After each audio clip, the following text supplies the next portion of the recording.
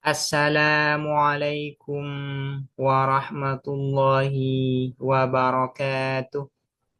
Bismillahirrahmanirrahim. Alhamdulillahi rabbil alamin. Wabihi nasta'inu ala umuri dunya waddin.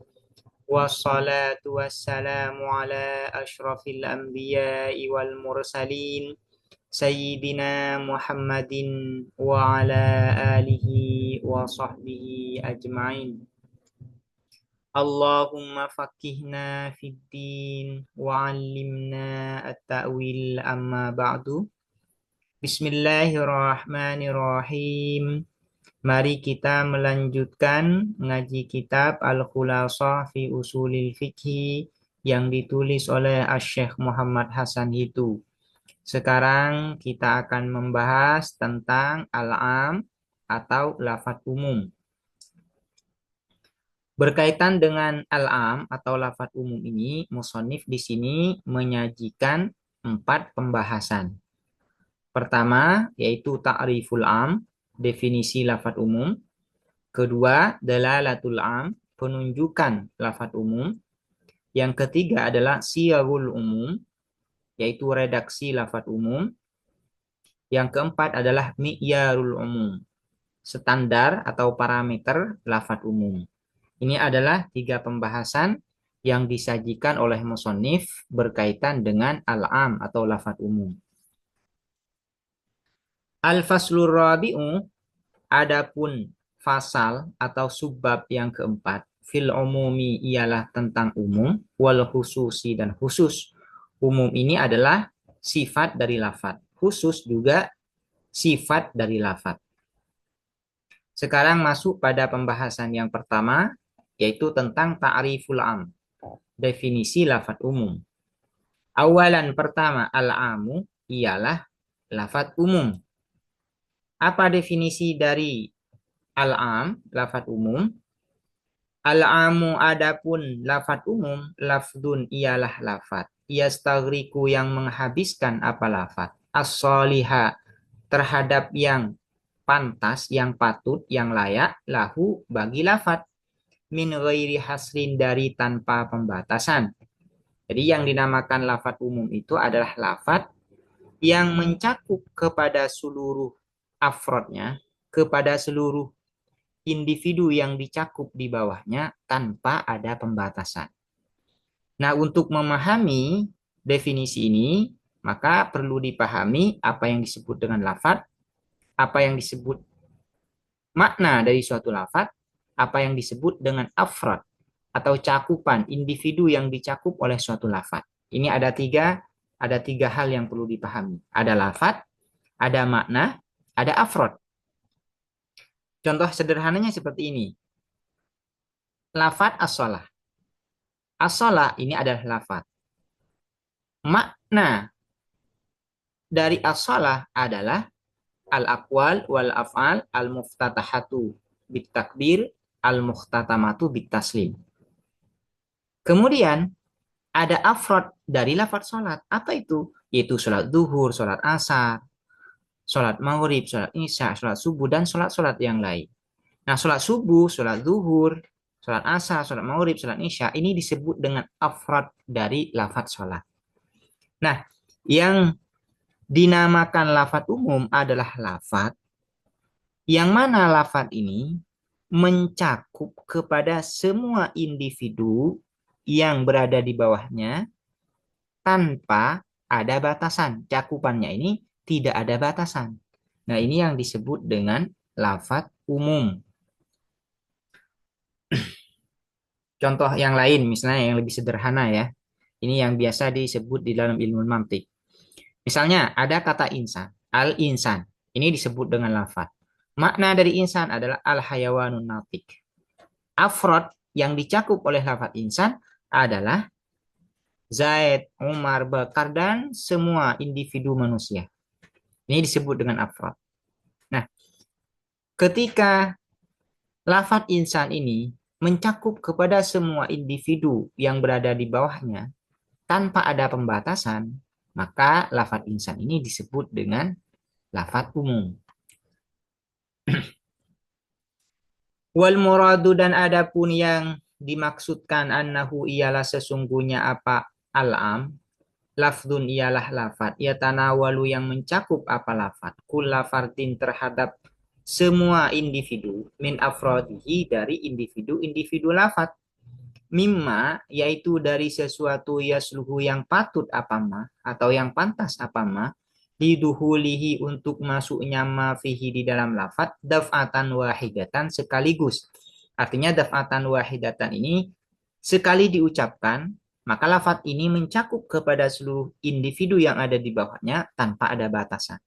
Berapapun jumlahnya. Ini disebut daf'atan wahidah. Mahma berapapun balaga mencapai adaduhu apa bilangannya ma duna hasrin tanpa ada pembatasan. Ini yang disebut dengan lafaz umum di dalam ilmu usul fikih.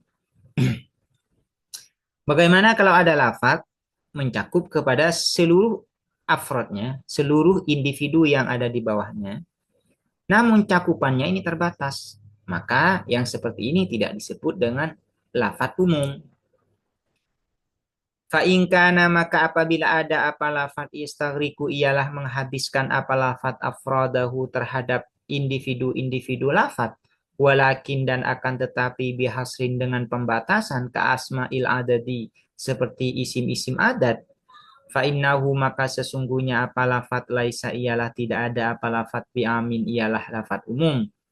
Jadi kalau ada lafat mencakup kepada semua individunya, individu yang dicakupnya, tapi cakupannya ini terbatas. Maka ini tidak disebut dengan lafat umum. Contohnya seperti apa? Seperti isim adat, bilangan. Misalnya 3, 10, 20. Nah, di sini Musonib mencontohkan bilangan 20. Nah, misalnya ada orang yang mengatakan seperti ini. Saya akan memberi makan 20 anak yatim. Maka orang ini tetap memiliki tanggung jawab untuk memberikan makan 20 anak yatim. Apabila kurang, ini dia tidak keluar dari tanggung jawabnya. Artinya tidak keluar, dia tetap memiliki tanggung jawab itu.